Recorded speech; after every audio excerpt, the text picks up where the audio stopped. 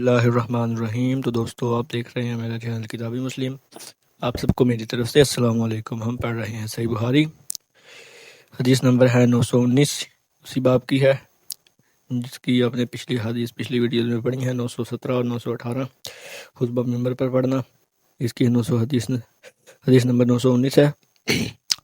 ہم سے آدم بن ابی ایاس نے بیان کیا، انہوں نے کہا کہ ہم سے ابن ابی ذئب نے بیان کیا، ان سے زہری نے، ان سے سالم نے، ان کے باپ نے فرمایا کہ میں نے نبی کریم صلی اللہ علیہ وآلہ وسلم سے سنا، آپ صلی اللہ علیہ وآلہ وسلم نے ممبر پر خطبہ دیتے ہوئے فرمایا، جو جمعہ کے لیے آئے وہ پہلے غسل کر لیا کرے۔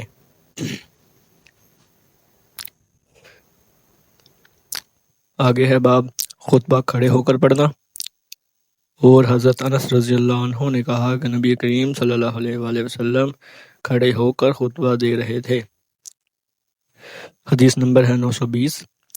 ہم سے عبید اللہ بن عمر قوارری نے بیان کیا، انہوں نے کہا کہ ہم سے خالد بن حارث نے بیان کیا، انہوں نے کہا کہ ہم سے عبید اللہ بن عمر نے نافع سے بیان کیا، ان سے حضرت عبداللہ بن عمر رضی اللہ عنہ نے کہ نبی کریم صلی اللہ علیہ وآلہ وسلم کھڑے ہو کر خطبہ دیتے تھے، پھر بیٹھ جاتے اور پھر کھڑے ہوتے، جیسے تم لوگ بھی آج کل کرتے ہو۔ اسی حدیث کی تشریح ہے۔ شافعی نے کہا کہ قیام خطبہ کی شرط ہے، کیونکہ قرآن شریف وَتَرَکُوکَ قائمًا اور حدیثوں سے یہ ثابت ہے کہ آپ نے ہمیشہ کھڑے ہو کر خطبہ پڑھا۔ عبد الرحمن بن ابی الحکم بیٹھ کر خطبہ پڑھ رہا تھا تو کعب بن عجرہ صحابہ رضی اللہ عنہ نے اس پر اعتراض کیا۔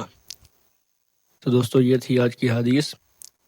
آنے والی حدیث کو دیکھنے اور پڑھنے کے لیے میرے چینل کو سبسکرائب ضرور کریں اور ویڈیو کو ثواب دارین کی نیت سے شیئر کریں۔ صدق اللہ العظیم۔ اللہ حافظ۔